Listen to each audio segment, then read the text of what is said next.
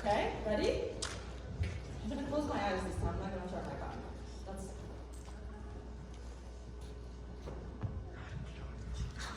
Come on, Johnny. Don't tell me you got it. It's John again. The ball loves you, John. Johnny, the ball loves you. Let's see. Maybe you can do this one, Johnny. Okay, ready? Okay, so we're gonna. Can we put the slide on, honey, for this question? So I'm gonna ask you to tell us a story. Okay, within 1 minute.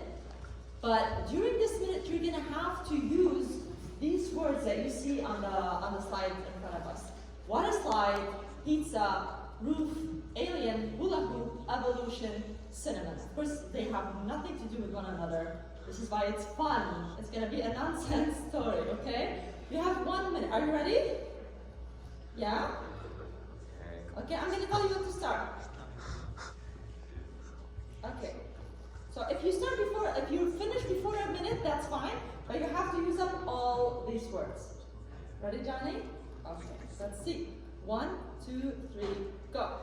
Okay, so once upon a time, there was a kid in the water park. He went down a water slide, but however, this water slide was going down a roof that had pizza party.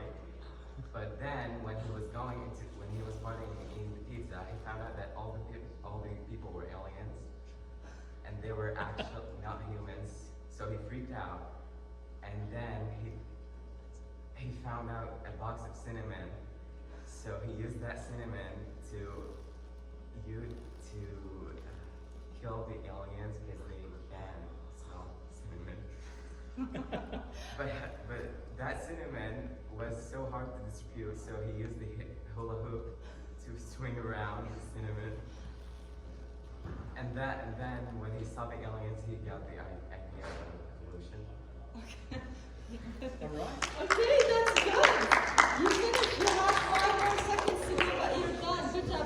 Come over here for your prize. You get a Dunkin' Donut gift card. Oh, wow. Feel free to invite me for a donut. You don't have to. Okay, let's see. Let's do one more prize, okay? We'll try to be quick. So the next one is a Bible trivia. And the next one, if you know the answer, just stand in your place, okay? The person that stands first is the person that's going to answer the question. Ready? Okay, so let's see. What was the name of the man who gave up his own tomb for Jesus' body to be laid in? Okay. Joseph of Arimathea. Good job. Good job. Awesome. You can come and grab your prize. You can come grab your prize. Also, a Dunkin' Donuts gift card, and also you can invite me for a hot chocolate. I can get the donut from him and the hot chocolate. Come on here. What's your name? Andrew. Andrew. Nice to meet you, Andrew. Thank you very much.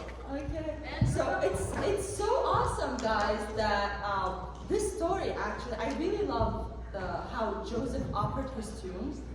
If you think about it, usually you borrow a pen, you borrow a piece of paper, you borrow like what, a bike, a scooter or something, or a dress from your sister, hopefully if she lets you, right? But you never borrow a tomb, right? Jesus was the only person in history that ever borrowed a tomb. Why? Because he knew he could give it back. Nobody can give a tomb back, but he knew that he will be raised from the dead on the 3rd day. And right now, we get to worship this King, this awesome Savior, who died, but not only died, who rose from the dead for us. Now we have a chance to worship God with a song with a band.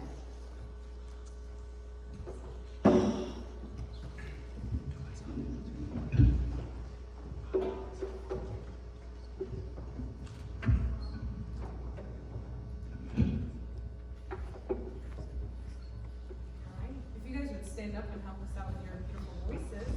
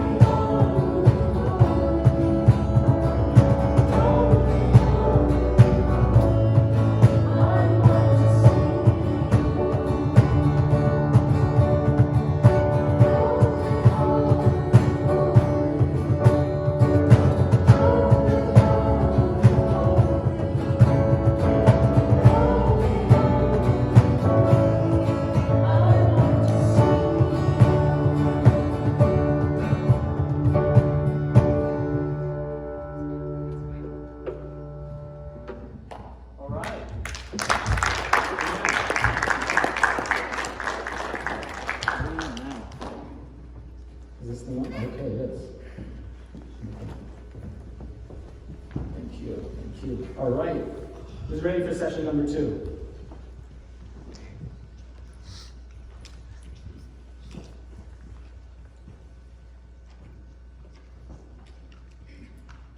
So, like we mentioned earlier, I want you to put your scientist caps on.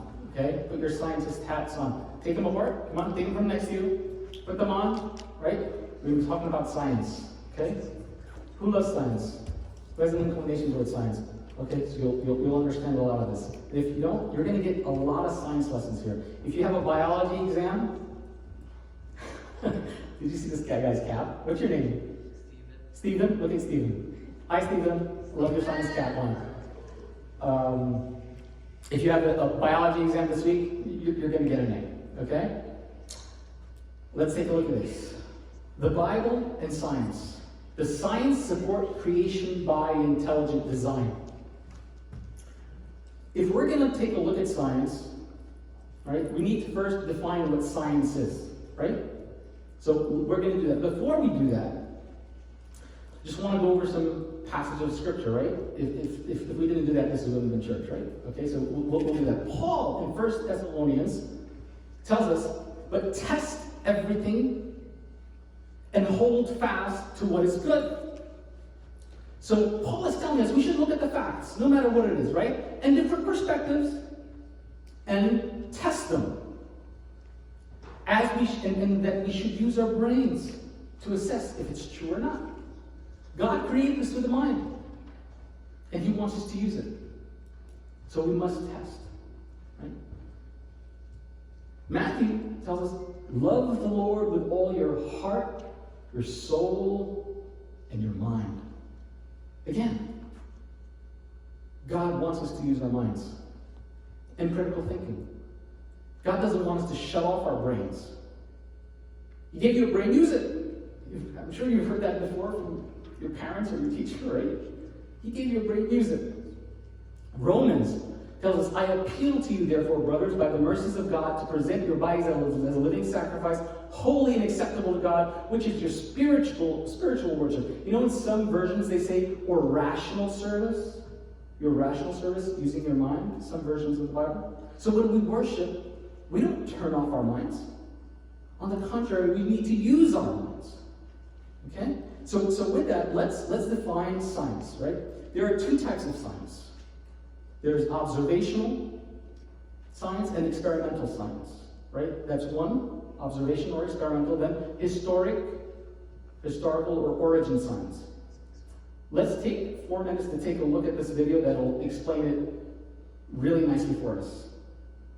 Things that I started to do then was to help them understand that evolution has not been proven by science, and actually, when you understand observational science, it actually confirms the Bible's history. Have you ever heard this? Billions of years ago, there was an explosion in space. Or 100,000 years ago, this happened, or that happened. Or even, in the beginning, God created the heavens and the earth. Question, how does anyone know? I mean, was anybody there to observe it? Well, actually somebody was, but I'm getting ahead of myself. Check this out. First of all, we need to recognize that there is a huge difference between observational science and historical science. Both are valuable, but very different. Let's define the 2 real quick, shall we?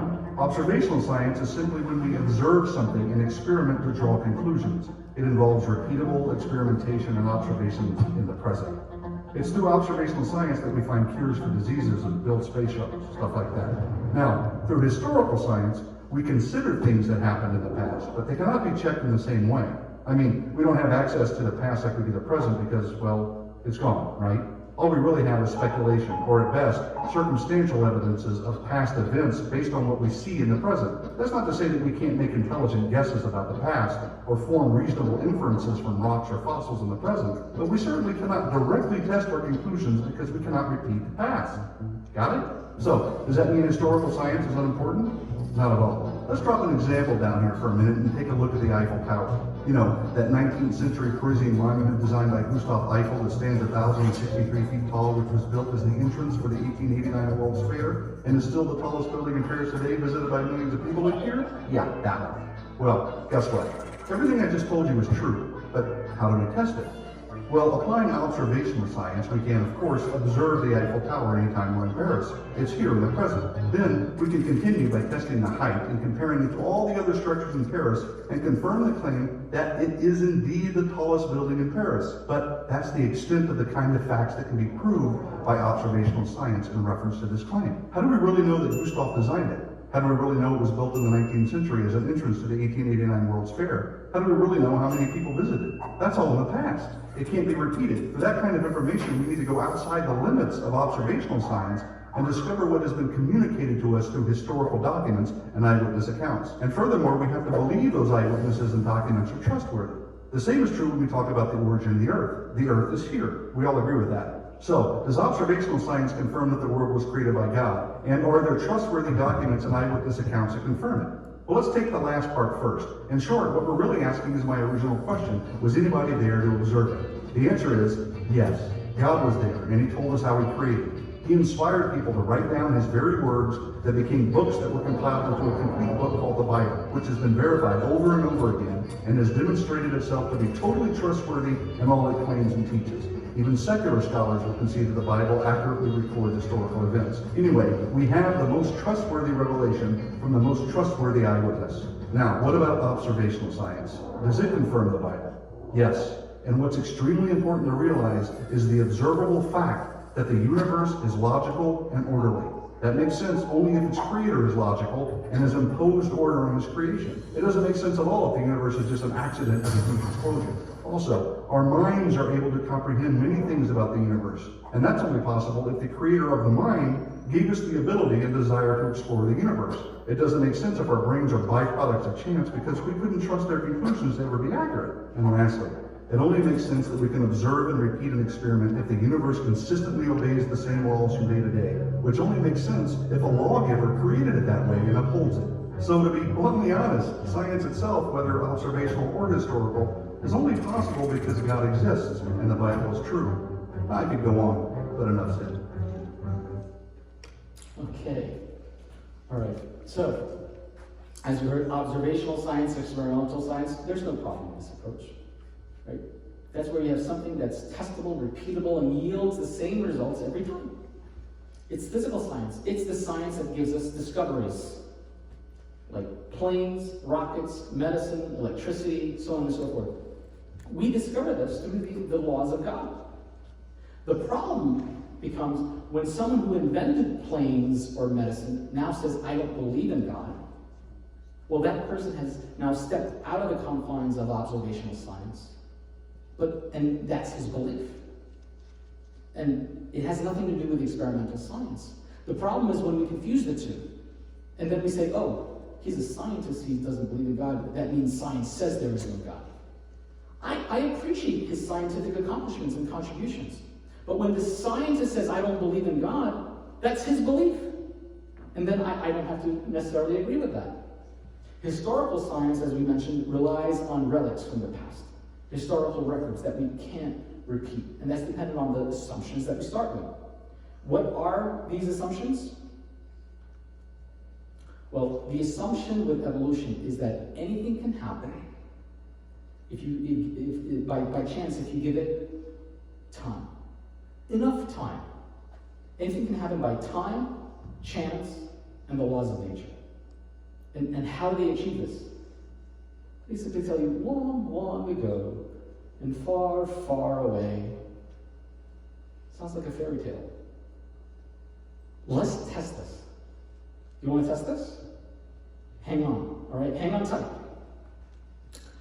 If you go out, today's a snowy day, right? So you're not going to see clouds like this, right? But you go outside on a beautiful day, like last week, right? And you see cloud formations.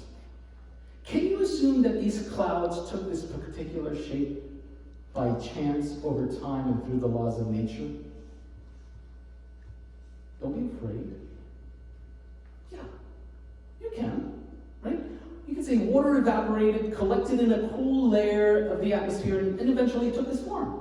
So can time, chance, and the laws of nature explain this? Yes? Yes. Let me ask you this. If you look up and you see these words, Oh, the girls are smiling. The girls are smiling. But if you look and you see these words, marry me, could you say that these words were written by chance? No. No. These words could not have been written by chance over time and the laws of nature. These words have a meaning in English. Right?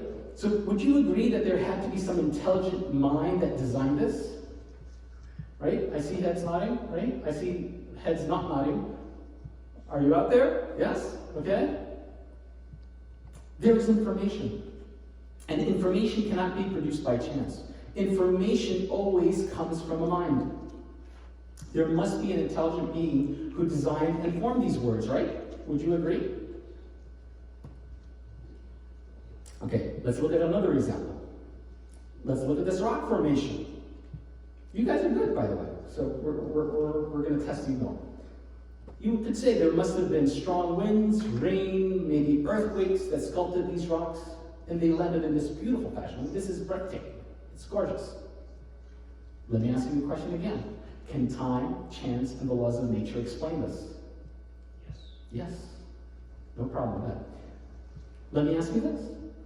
If we went to Mount Rushmore and saw the faces of past U.S. presidents, can we say, oh, look at what the rain, wind, and earthquakes formed? If I said that, you'd be like, are you kidding me? This could not have happened by time, chance, and the laws of nature. Guys, our bodies are so much more complex and intricate than these images. And these point to intelligence. And if there's intelligence, there has to be a source of intelligence, an intelligent designer. Let me ask you another question. You ready for another one? I'm going to test you. All right, we have all day. No one's going anywhere. It's snowing outside. Chocolate chip cookies. Who likes chocolate chip cookies? All right, yes. Oh, now I get a response. You guys love food. Could this happen by accident? Evolutionists may say yes. I mean, suppose you go to a supermarket, there was this fire, the flour got mixed with the sugar, and the chocolate chips fell out, and you had some baking soda, and all that. Maybe. It's unlikely, but maybe. I'll give it to the evolutionists. Let me ask you this. If you saw this recipe for chocolate chip cookies, could this happen by accident? Guys, deep inside every living cell in your body is DNA, which contains a treasure trove of information. It's tightly coiled in the cell nucleus. And if you unwound it in one cell, it stretches 2 meters long. That's just a single strand of DNA. If you were to take the DNA from the entire human body, the total length of the DNA strands would be 6,000 times the distance between the moon and the Earth. That's extraordinary. And so why is DNA so important? Because DNA contains the genetic code, the instructions, the recipe to create a living organism. It's an amazing structure that scientists have called the Book of Life, or the Code of Life. It took hundreds of scientists 13 years to decipher the human genome. They discovered that each DNA strand contains about 3.3 billion base pairs, which if you wrote it out, it would fill about 1 million pages. If you read a book that was 1 million pages, that would take you about 100 years if you read nonstop. That's what's in your body. Guys, this is the fatal flaw of evolution. It's a fatal flaw. Information, instructions always come from an intelligent mind. And this is the evidence of an intelligent designer.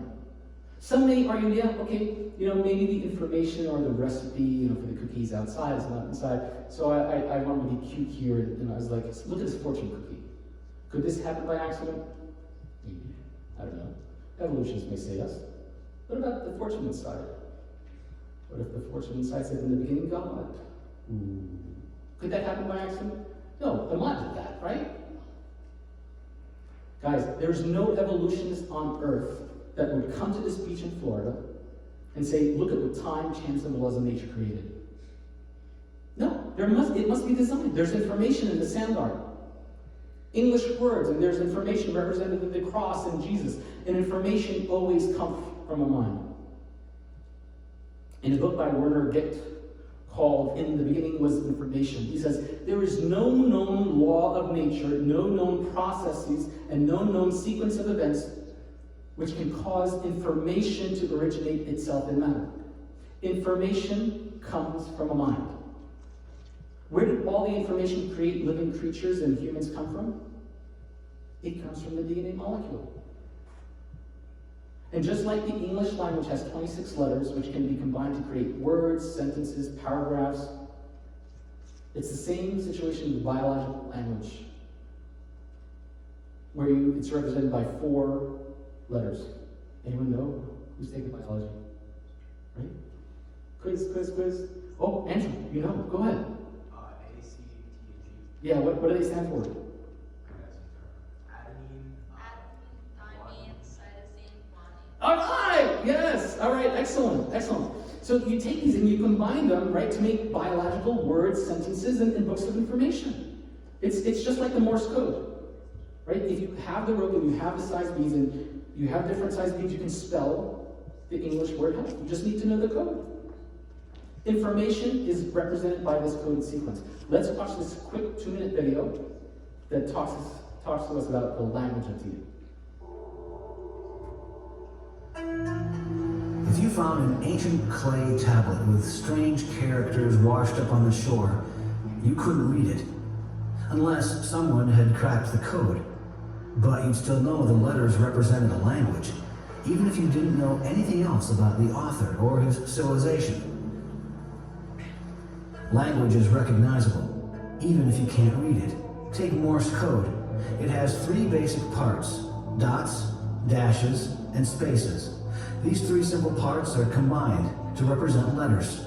There are 26 letters in the English language, which are combined to form over 400,000 words. Those words can, of course, be combined into an infinite number of sequences or sentences.